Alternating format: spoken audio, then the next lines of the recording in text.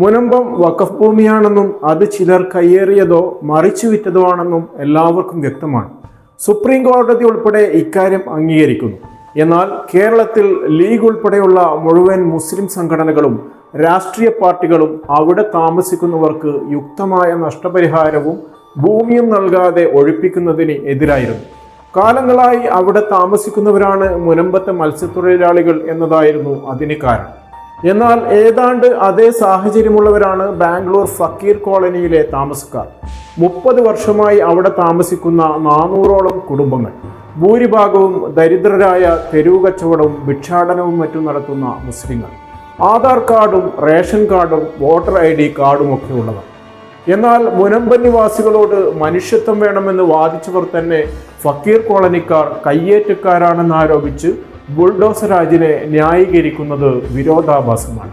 December 20 പുലർച്ചെയാണ് ബാംഗ്ലൂരുവിൽ ഭൂരിഭാഗവും ഉറക്കത്തിലായിരിക്കെ കൊഗിലു ഗ്രാമത്തിലെ ഫക്കീർ കോളനിയിലേക്കും വസീം ലേഔട്ടിലേക്കും ബുൾഡോസറുകൾ ഇരച്ചെത്തിയത്. കാലങ്ങളായി അവർ സ്വരുക്കൂട്ടി വെച്ചതെല്ലാം മണിക്കൂറുകൾക്കുള്ളിൽ കൽക്കൂമ്പാരങ്ങളായി. മരം കോച്ചുന്ന തണുപ്പിൽ 3000ഓളം പേർ തെരുവിലേക്ക് തള്ളപ്പെട്ടു.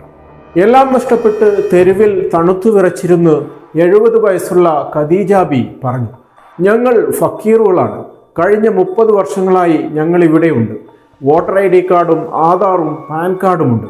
ഇവിടെ താമസിക്കുന്നതിനുള്ള എല്ലാ രേഖകളുമുണ്ട്. എന്നിട്ടും അവർ ചെയ്തത് ഇതാണ്. ഞങ്ങൾ കാലങ്ങളായി ഈ സർക്കാരിനെ വോട്ട് ചെയ്യുന്നവരാണ്. എൻ്റെ വീട്ടിൽ 9 വോട്ടുകളുണ്ട്. കുഞ്ഞുങ്ങൾ ഉൾപ്പെടെ രാവിലെ മുതൽ ഭക്ഷണവും വെള്ളവുമില്ലാതെ തെരുവിലാണ്.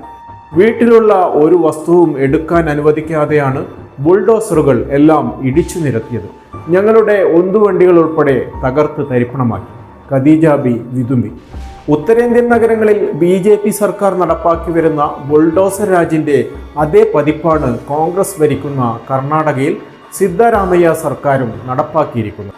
യാതൊരു നോട്ടീസും നൽകാതെയാണ് പുലർച്ചെ 150ഓളം പോലീസുകാരെ അണിനിരത്തി 4 ബുൾഡോസറുകൾ എല്ലാം ഇടിച്ചു നിരത്തിയത്. ഔദ്യോഗിക അനുമതിയില്ലാതെ നിർമ്മിച്ചവയാണ് ഇവിടെയുള്ള വീടുകളെന്നാണ് നഗരസഭ അധികൃതർ അവകാശപ്പെടുന്നത്.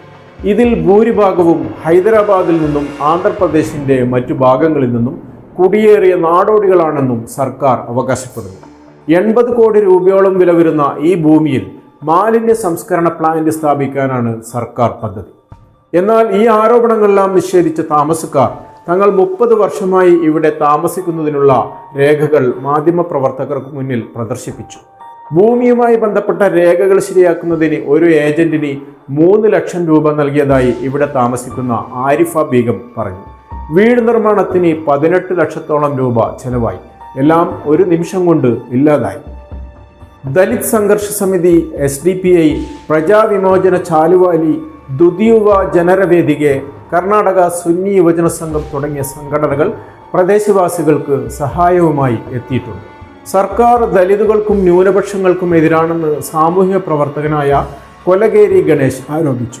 പാവങ്ങൾക്കെതിരെ BJPയും UPയിലെ യോഗി സർക്കാരും അനുവദിക്കുന്ന അതേ നയമാണ് കർണാടകയും പിന്തുടരുന്നതെന്ന് അദ്ദേഹം പറഞ്ഞു.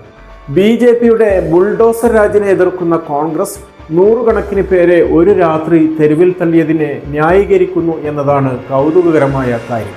ഭരിക്കുന്നത് കോൺഗ്രസ് ആണെന്നതിനാൽ കർണാടക KMCCയും കേരളത്തിൽ നിന്നുള്ള മുസ്ലിം ലീഗ് പ്രവർത്തകരും ഉൾപ്പെടെ സോഷ്യൽ മീഡിയയിൽ ഇതിനെ വെള്ളപൂശാൻ ശ്രമിക്കുന്നതിനെതിരെയും വിമർശനം ഉയരുന്നുണ്ട്. കേന്ദ്രമന്ത്രി HD കുമാരസ്വാമി ഉൾപ്പെടെയുള്ളവർ കർണാടകയിൽ ഏക്കർ കണക്കിന് ഭൂമി കയ്യേറിയിട്ടുണ്ട്. കോൺഗ്രസുമായും BJPയുമായും ബന്ധമുള്ള ഖനി മാഫിയകളും റിയൽ എസ്റ്റേറ്റ് ഭീമന്മാരും കോടിക്കണക്കിന് രൂപ വിലയുള്ള 100 കണക്കിന് ഏക്കർ ഭൂമിയാണ് കർണാടകയിൽ കയ്യേറിയിട്ടുള്ളത്. ഇവരെയൊന്നും തൊടാൻ തന്നിടമില്ലാത്തവരാണ് അന്നന്ന് കിട്ടുന്നത് കൊണ്ട് ജീവിക്കുന്ന ആയിരക്കണക്കിന് പാവങ്ങളെ വികസനത്തിന്റെ പേരിൽ തെരുവിലേക്ക് ഇറക്കിയത്, അതും യാതൊരു നഷ്ടപരിഹാരവും നൽകാതെ.